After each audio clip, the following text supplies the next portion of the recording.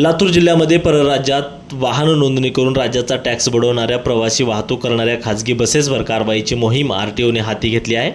या दरम्यान एका वाहन चालकाचा 35,000 रुपये दंड लावून पावती देण्यात आली होती। मात्र त्या वाहन चालकाने व्हिडिओ करत 35,000ची लाच मागितल्याचा आरोप करत समाज माध्यमांवरती व्हिडिओ व्हायरल केला होता। या प्रकरणी प्रादेशिक परिवहन कार्यालयामार्फत त्या चालकाच्या विरोधात आता लातूरच्या ग्रामीण पोलीस ठाण्यामध्ये गुन्हा दाखल करण्यात आला। तर या मोहिमेदरम्यान आरटीओ विभागाच्या वतीने तब्बल 79 वाहनांची तपासणी केली असून त्यापैकी 7 वाहनांवरती कारवाई केली आहे। त्यापैकी 5 वाहने आरटीओने जप्त केली आहेत। तर 1,02,920 रुपयांचा दंड वसूल करण्यात आला आहे। तर प्रादेशिक परिवहन अधिकारी विनोद चव्हाण आणि सहाय्यक परिवहन अधिकारी आशिष कुमार अय्यर यांच्या मार्गदर्शनाखाली अभिजित रिळे आणि इतर टीमने जी आहे ती ही कारवाई केलेली आहे। नितीन बनसोडे, एकमत डिजिटल, लातूर।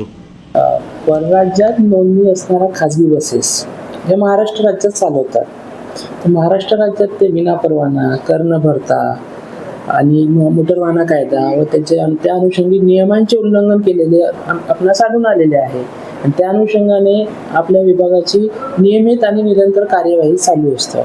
त्या दिवशी अशाच प्रकारे AR20D 3786 ही बस, ही प्रवासी बस अरुणाचल प्रदेश इथे नोंदणी करण्यात आलेली असून ती लातूर भागात प्रवासी वाहतूक करत असताना मोटर वाहन निरीक्षक यांनी त्या प्रवासी बसची तपासणी केली आणि त्यात त्यांना विनापरवाना, कर आणि इतर बाबतीत 35,960 रुपये इतका दंड आकारला आणि त्याबाबत चालान जारी केले आणि त्याबाबत वाहन चालकाला सुस्पष्ट माहिती सुद्धा दिली। परंतु चुकीने त्या संबंधित रकमेची मागणी केली आणि त्याचा चुकीचा अर्थ लावला आणि त्याची बातमी प्रसारित करण्यात आली।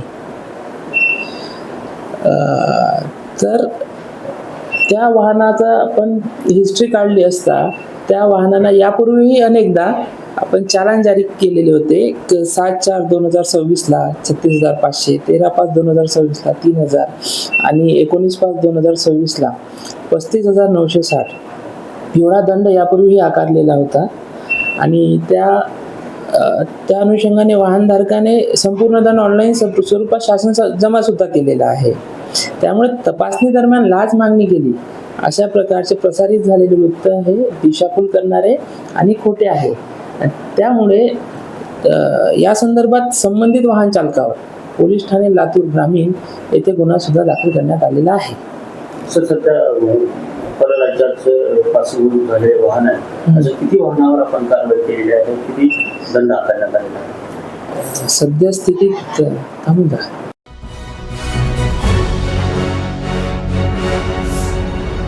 Thanks for watching Ekmat Digital.